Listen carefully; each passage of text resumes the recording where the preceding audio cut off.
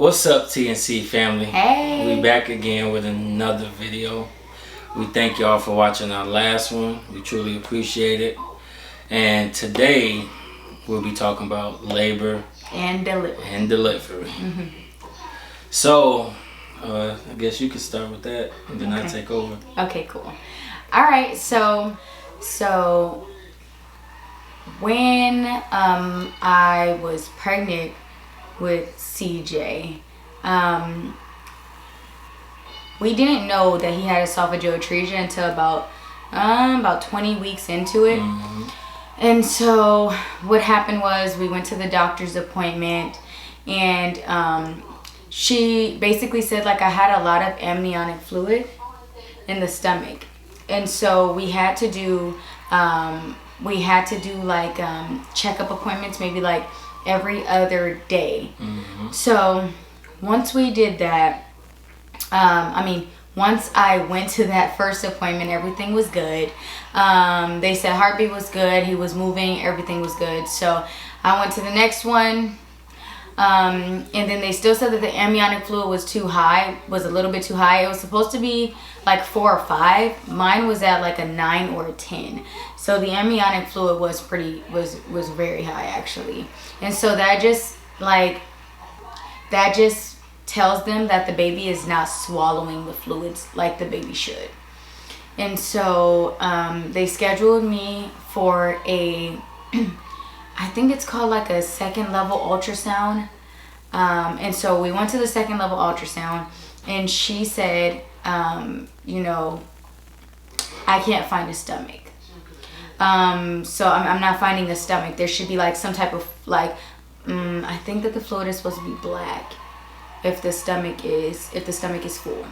So she's like, maybe he just hasn't swallowed, or maybe he just peed, or maybe something went on to where like we're not seeing the fluid in the stomach. So we stayed in this appointment for about 1 to 2 hours waiting for the baby to swallow. And so she saw a swallow, but the fluid didn't go down to the stomach. So she goes, okay. She goes, maybe it's just because he maybe I'm just not seeing the fluid go down. Like maybe I just didn't see it that time. So there was a lot of maybe it's not like there was not a lot of like definite answers on that ultrasound. Mm-hmm. So we're just like, okay. So she's just like, you know what, I'm gonna schedule you for 2 to 3 weeks. You guys come back, and then we'll see if I see a stomach then. So we're like, okay. I continue to go to these appointments every other day. So I went on like Tuesday and Thursday. So I went to the appointment, and amniotic fluid was still high, but he was perfect. Moving, everything's good. Heart rate is good. And there was really nothing negative when I got to that appointment. And so we went to the 2 to 3 week appointment. And so we're checking again, for the baby's stomach to see if everything was working properly, see if he was swallowing and things like that. And so she said again, like, I can't locate the stomach. So that's when she finally was just like, typically when you can't locate a baby's stomach, they have what's called esophageal atresia. And so we're just like, no, we don't even know what that is. So he can't have it. Like, that sounds really ignorant. But we were just like, I was like, yeah, exactly. I was just like, I'm young, I'm healthy, I don't work out, but I feel like I'm active. And so typically when you have all of those things like going for yourself, you don't think that your baby would have any kind of disability, which, like I said again, is ignorant, but that's how we thought at the time. And so we were just like, we kind of left that. She was just like, you want a brochure? Do you want to talk to anybody about esophageal atresia? But it still wasn't like a definite he has it. It was just like, possibly. And so we were just like, no, I think we're good. She also asked if we wanted to have it's one of those shots where they stick it into your stomach, they take some amniotic fluid out of your stomach, and then they basically test to see if the baby has any Down syndrome or any kind of disabilities. But that can cause your placenta to rupture, and that can cause you to go into early labor.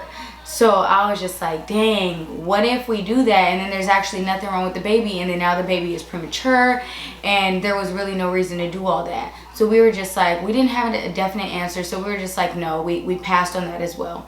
So she's just like, okay, no problem. So we're going to have you come in another 2 weeks. We're going to check again, and then you're going to continue to go to your appointments. So this current appointment that I'm talking about, it was about 25, 26 weeks. It was about when I was like 25 to 26 weeks. So we were just really shocked that we didn't hear this before. You know, we did the 2-hour ultrasound where they look at the baby's anatomy and everything, and they even said that they saw a stomach in there. Everything was good. Like, you know, spine, baby had all the toes, all fingers, no signs of Down syndrome, because they typically look at like the back, like the fluid in the back of the baby's neck, as well as, you know, basically, you know, a good, you know, like a healthy, you know, healthy heart, healthy lungs, healthy everything. So we were just like, no, this can't be possible. You know, they just told us that he was good 6 weeks ago. So basically I went to my next appointment, and everything was good again. We just kept getting the baby monitored. They just really wanted to monitor me very, very closely. Also, the reason why I was getting the baby monitored as well is not only because the reason why I started getting the baby monitored is because they said that the baby was measuring smaller than he was supposed to at 20 something weeks. So I was about 20 weeks, maybe 21 weeks when they started saying that I was measuring, like, what was I measuring at? Like, I was measuring at like 16 weeks, I think. I was measuring at about 16 weeks, and I was 20 weeks. So they were a little bit concerned about the baby being a little too small. So that's also why I started to get monitored. And then they seen that the amniotic fluid was high, so everything kind of just like spiraled from there. So back to me going to these appointments every other day. So, I mean, yeah, it was every other day. So I went to this next appointment. Everything was good. Everything was good for a couple weeks. So I hit the 30-week mark. And so I go to this appointment just like normal. It's just an appointment. It's about 30 minutes. You just get the baby monitor. They put 2 Dopplers on your stomach. And, you know, they just check the, you know, they just monitor the baby. So what happened was I was there at that appointment, and he wasn't moving like how he normally moves. And so, you know, she's just like, maybe he's asleep. Just like turn to the side a little bit. This is about 10 minutes into the ultrasound. They want to see movement. They want to know that the baby's heart rate, you know, is good. They want, like, while the baby's moving, they want to know that the baby is doing good. And so they best predict that you know, the baby's state or healthiness when the baby is awake, really, because when the baby sleep, I mean, you know, the baby sleep, not doing a lot of movement and everything, or that's at least how they explained it to me. So she was just like, go ahead and turn to the side. So I turned to the side a little bit, and she goes, she waited about 5 minutes. She goes, turn to the other side. So I turned to the other side. She just goes, I'm gonna sit you back a little bit. This is 5 minutes after I turned to the right side. I turned to the left side 5 minutes, and then he wasn't moving as much. Turned to the left side for about 5 minutes. He wasn't moving that much. She goes, you know, let me put you back a little bit. So she was just like, okay, you know, everything's good. He's moving, you know. And so she goes, she looks at the chart and she goes, you just had a contraction. She was like, did you feel that? I was like, no, I didn't feel anything. And so she goes, oh, he didn't like that. She was like, his heart rate dropped when you had that contraction. And I was just like, I'm thinking Braxton Hicks. Like, I wasn't thinking anything about early labor. And so she goes, okay, let me just wait. Let me see if these are actual contractions. Let me see if they're Braxton Hicks. So about 2 minutes later, she goes, you just had another contraction. Did you feel that? And I said, no, again. And so she was just like, yeah, his heart rate dropped just a little bit. And so she was just like, what I'm going to do, I'm going to call up to labor and delivery. You're just going to go up there so they can monitor the baby a little bit closer. And so I'm just like, oh my goodness, okay. So I gave him a call and I go, babe, you might want to come down here. She's taking me up to labor and delivery. I don't exactly know what's going on, but I think that you should just come down here just in case. And so I gave him a call, and if you want to take it from there, then. Yep. Just got off work, and she gave me a call, and I just pulled in, about to go park and enjoy my night for a little bit. But after she called, she sounded like she was a little worried, so I got there as quick as I could. And once we get there, we go into this room, and they hook her up to normal monitors. And while they're looking at the baby, they see that, like she said, he's not moving as much and that she's having contractions. So they wait a minute, then the surgeon comes in and he starts, looking at the chart, and he's like, okay, I'm gonna give it maybe 15 more minutes, but if I don't see progress, we might have to go into an immediate delivery. And as time goes on, looking at the computer screen, and he's still watching, and he's like, you know what, okay, I'm not seeing results. And this is like maybe just 2 minutes later. Yeah. So he's like, I'm not seeing results. So I was just like, and he goes, I don't like this. Yeah. I don't like this one bit. And I was just like, ooh, what does that mean? I'm scared. So I was just like, you know what, could I talk to you real quick outside? And I was just really trying to get a grip on everything and how, what he thought was about to happen. He was like, yeah, it looks like we're about to go into a immediate delivery and C-section. I'm just like, okay. And I was just like, are you sure and everything? He was like, yeah. And then he was like, if I go back in there and nothing's changed, we're definitely, going to the operating room. And I didn't know you guys had that conversation. Yeah, so after that, the ladies start coming in, and they're starting the IV. Yeah, starting IVs, and I just see her looking at me like, babe, what's going on? And he was not telling me anything. He comes back into the room, cool, calm, and collected. He's just like, after he talked, that's why I didn't know that you guys had that conversation. Yeah. He like goes out there, he tells the doctor, he's just like, let me talk to you. Can I talk to you for a second? And they go out there. I didn't know that they had that conversation. He comes back in, cool, calm, and collected. He sits down, rubs my leg, just like. But I couldn't let you. If you saw me worried, well, yeah, it's game over for you. I would have freaked out. It's game over. Already on edge. Yeah, I know, right? I guess he did the right thing in the moment, but I was just like, what is going on? Like, what? Everything happened so fast. Like, mind you, I got to the appointment by like 5:45. It was now about 6:30. It's only been an hour since all of this went down. So, I mean, it hasn't been that long.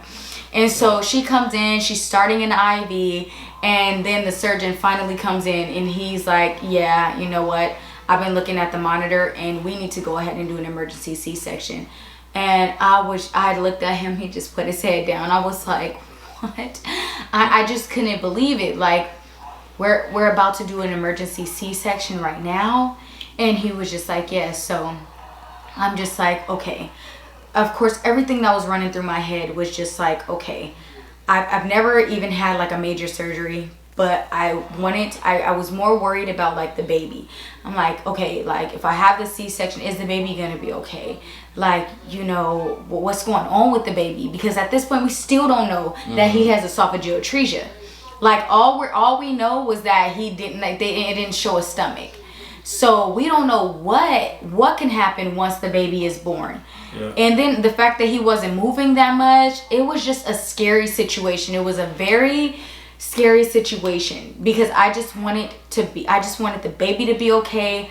I was a little bit nervous to have an emergency C-section. I didn't know if I was going to be put to sleep. I didn't know if I was going to be awake.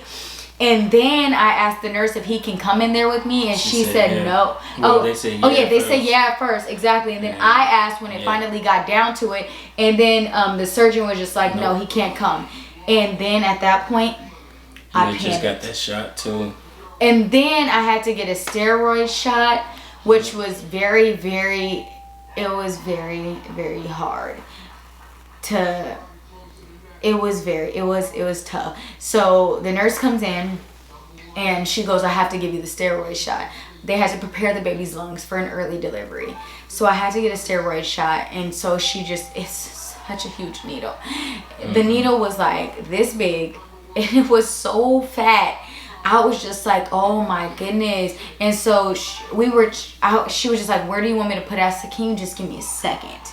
I just needed a second to just think. I just needed a second to just think. And it's just like about everything that was going to go on right now.